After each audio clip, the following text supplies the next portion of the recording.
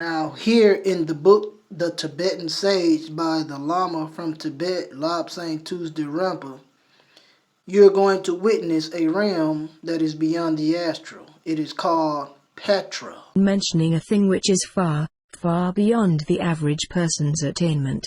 Pathrah is the heavenly fields of the heavenly fields. All people, when they leave the earth, go to the astral world. It actually is a world, as you should have seen through your astral travels.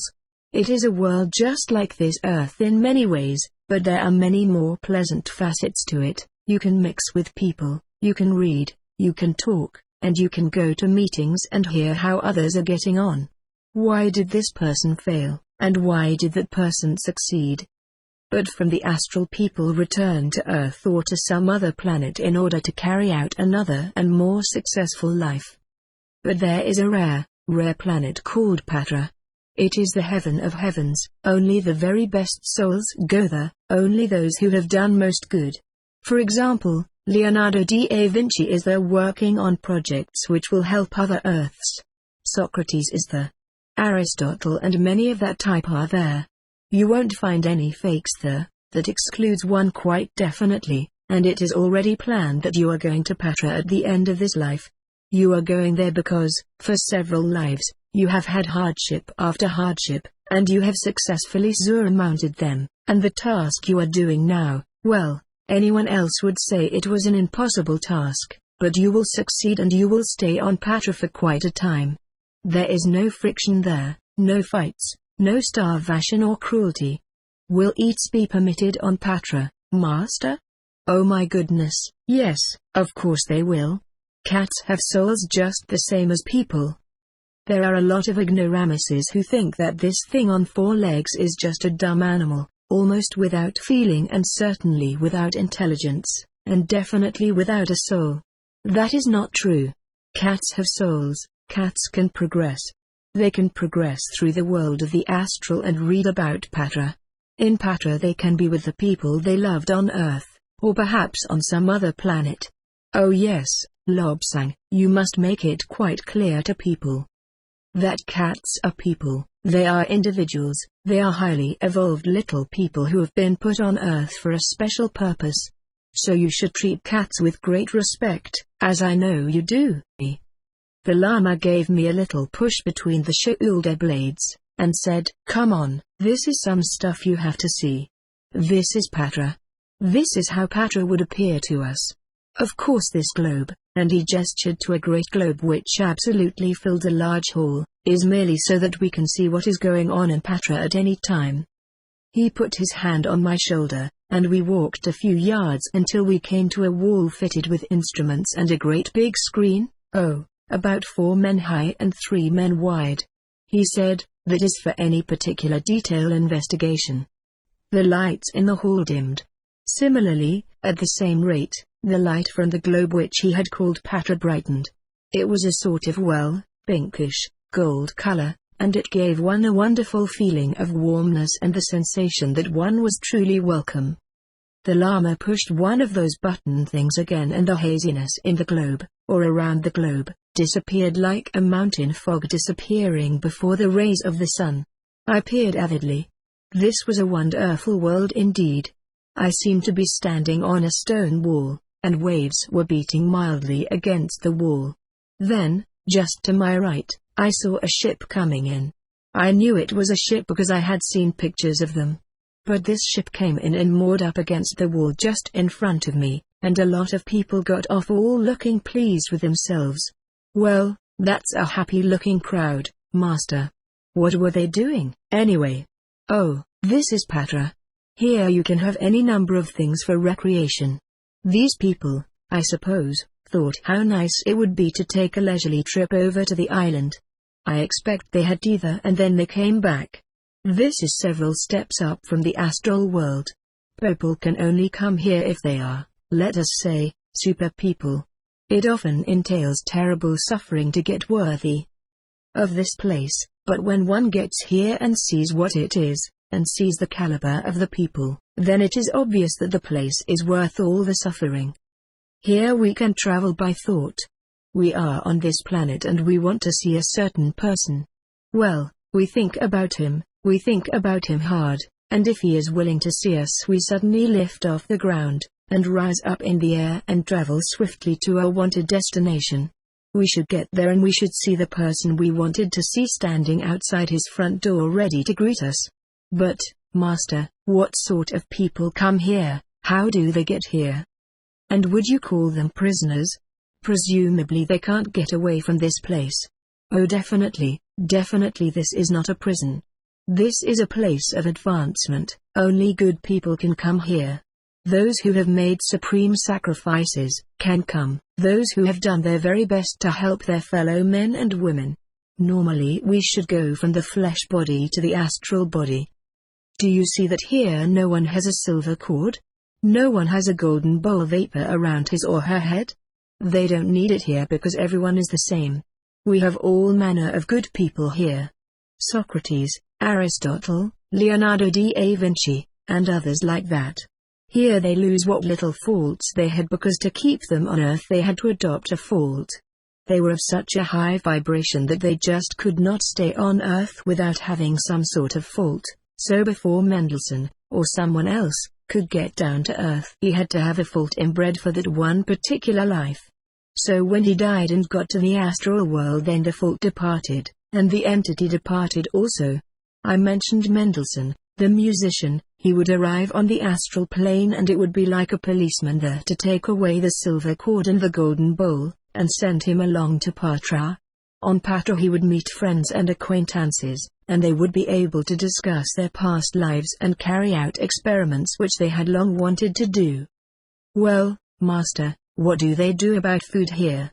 There doesn't seem to be food, boxes of food, on this place which I assume is a dock. No, you won't find much food on this world. People don't need it. They pick up all their bodily and mental energy by a system of osmosis, that is, they absorb the energy given out by the light of Pathrah. If they want to eat for pleasure, of course, or drink for pleasure, then they are quite able to do so, except they cannot gourmandize, and they cannot have those spirituous liquors which rot a person's brain. Such drinks are very, very bad, you know, and they can hold up a person's development for several lives. Now let's take a fleeting glance through the place. There is no time here, so it is useless for you to ask a person how long he has lived here because he will just look at you blankly and think you are someone not at all aware of the conditions.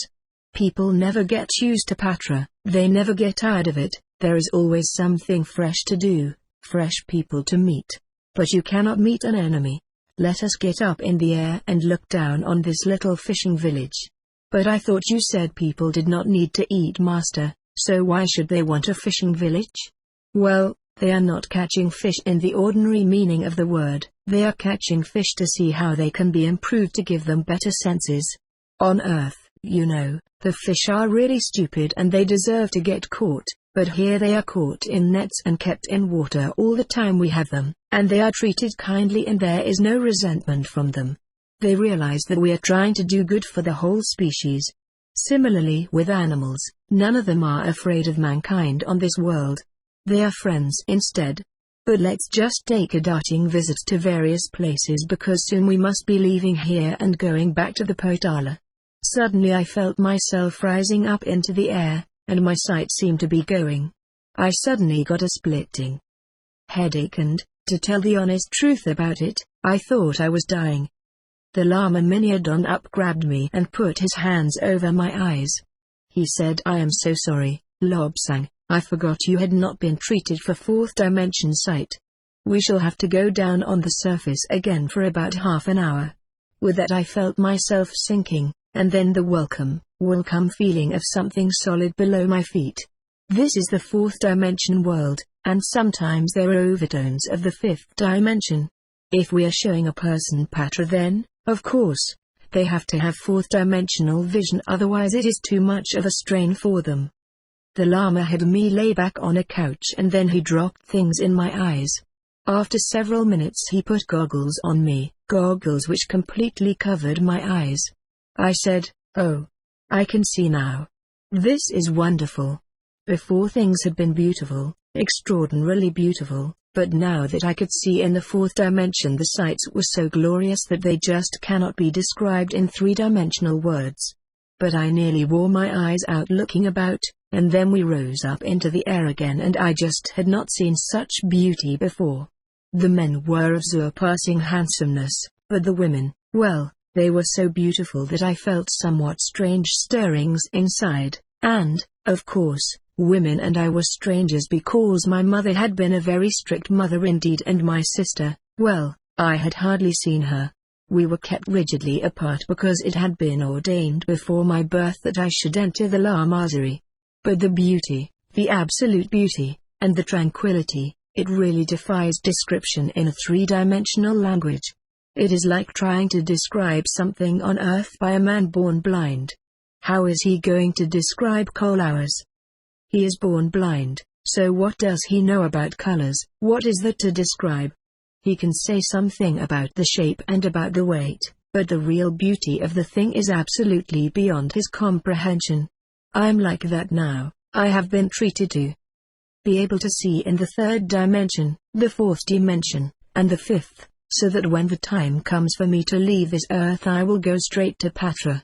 So these people who say they have a course of instruction and it is run by Dr. Ampabayui aboard, well, they are just crackpots. I tell you again, when I leave this world I shall be completely beyond your reach. I shall be so far away from you that you cannot even comprehend it. It is quite impossible for me to describe Pathrah to you. It is like trying to tell a person who is born blind what a picture exhibition is like. You would get nowhere. But there are other things than pictures.